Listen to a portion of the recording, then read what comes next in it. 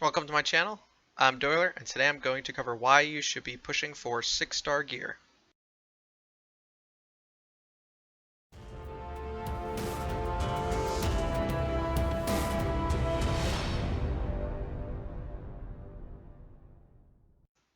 Before we get started, I'd appreciate it if you guys could hit those like and subscribe buttons down below. And if you want to be notified of when a new video releases, be sure to hit that bell. So, I've had a few people ask me about pushing for 6-star gear, when you should do it, and sort of if it's worth it. So I wanted to cover that today, especially with the Gray Dwarf Blessing event going on right now. So as you can see, I'm on my VIP 5 account, and I barely have enough gold to push for this gear. That said, I do plan on pushing for it, and I wanted to cover why and show you just how big of an improvement it is, especially on an earlier server or even earlier game. So, for a quick look, we'll look at my Starlight, who has my best gear on her right now, which is just some basic 4 stars, an unupgraded Antlers Cane, and a level 1 Twilight Attack Stone. So as you can see, she's rocking 96,000 HP and 18,000 attack. If we take a quick look at the 10-star Starlight, we will see that she has 532,000 hit points and 32,000 attack. Now I'll come back to some of this math later on, and please check out the links I'm going to provide in the description. They're going to cover a Reddit thread going over some of this math for gear and starring, as well as a couple of videos I watched just to get the stats of Starlight at 7, 8, and 9 stars, just because I don't plan on leveling her up anytime soon on this account. So, if I unequip all of my gear on this Starlight, she's a fully maxed out 6-star with no real stone to speak of. She's rocking at 57,000 hit points and 9,800 attack. So if I were to take her to 7-star, which I could do without any specific fodder, she'd get roughly a 31% increase on her base hit points and a 6% base increase on her attack. So not a huge deal, but still an obvious improvement, plus the level up bonuses from 6-star. That said, let's just, before I jump into a ton of math, let's just see what happens if I upgrade her armor. And realize this is going to take all of my gold. That's how confident I am that this is the most important upgrade that I could do for now, especially since I'm not pushing for anything higher than a 6-star until I get a Horus, Penny, Cthulhu, someone like that. So, RIP 4-star gear and 40 million gold. RIP 5-star gear and 60 million gold. So, down to 8 million gold. Still have a decent amount of gems, so I'm not too worried about that. That said, I don't plan on pushing for class-specific gear for now.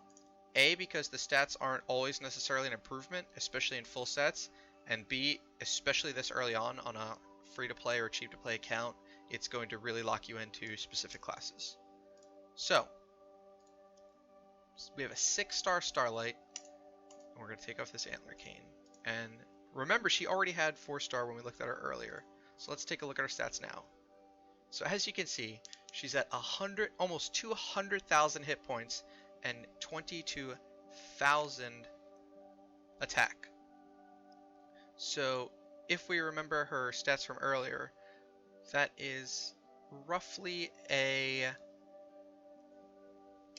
Alright guys, and we're back. I apologize for that. As you can see, I did not buy this gear before starting this video, so I had to take a quick break and work out the math. So, now that I looked at my older stats, her hit points increased from 96,000 to almost 200,000. That's a 107.4% increase. And her attack jumped from 18.2 thousand to 21.9 thousand for a 20% increase, which is about in line with the Reddit thread that I'm going to link below. They were saying that they gained roughly 500% hit points and 250% attack. This was on a higher class of hero. That said, to get these sort of stat increases on this hero, we would have had to push all the way to a 9-star hero. If you check out the first video in this description, you'll see them level up their Starlight from 6-star to 9-star. Once they hit 9-star, still at level 140 mind you, their hit points increased 101.4%, so worse than our gain. And their attack increased 29.8%, so a little bit higher than what we're looking at. That said, we were also able to match those 9-star gains, and we're not locked into Starlight. I'm not worried about fodder, and it's just overall a much better place, especially on an earlier account. With that in mind, let's try out this Starlight, who we haven't upgraded. All we gave was better gear to. So this account has been stuck on level 2 for Sealed Dungeon. As you can see, it's not the most optimal team. We'll throw these instead.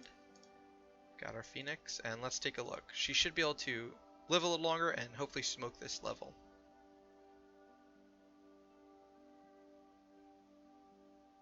Once she gets that second active. Yep, so already got 1 extra level in Seal End.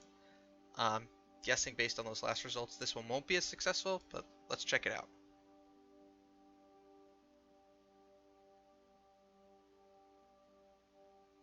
Yeah, so she's not able to survive. She did double her hit points, but like as you can see, this is a 48,000 power team versus 293,000. It just wasn't going to happen. We will also try her out in a Tower of Oblivion level that we were stuck on. Standard team, just slightly better Starlight.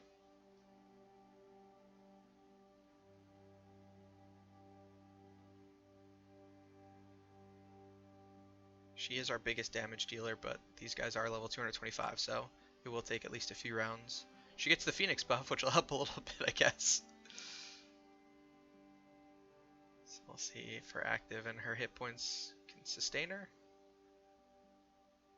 Yeah, those Bades hitting her is going to hurt. We may not be able to push any further here. No, so we weren't able to push any further. I wonder if we can see our old team, 144,000. So we bumped up almost 20,000 power in the arena. About a 13-14% increase. So no huge gains, but we were able to push another seal level, a seal land level, and just improve the team overall.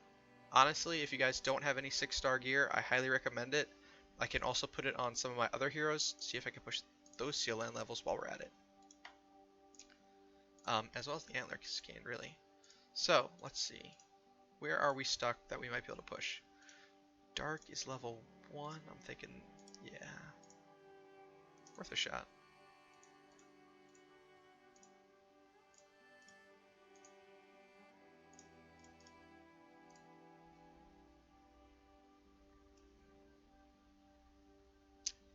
Yeah, didn't think Dark would work, only having the 1 5-star hero. What if we check the other ones?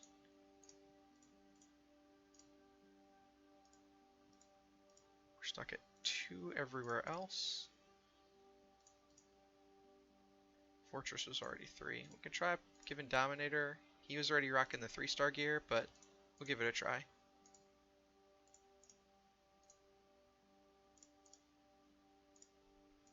These don't really matter. It's all unleveled fodder, ungeared.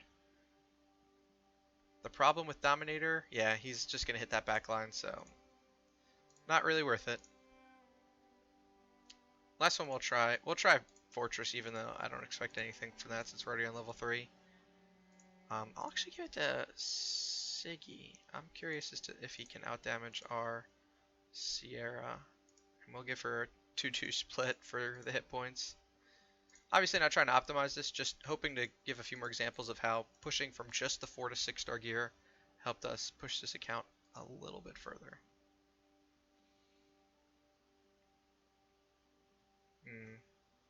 Yeah, so Siggy was not the right choice.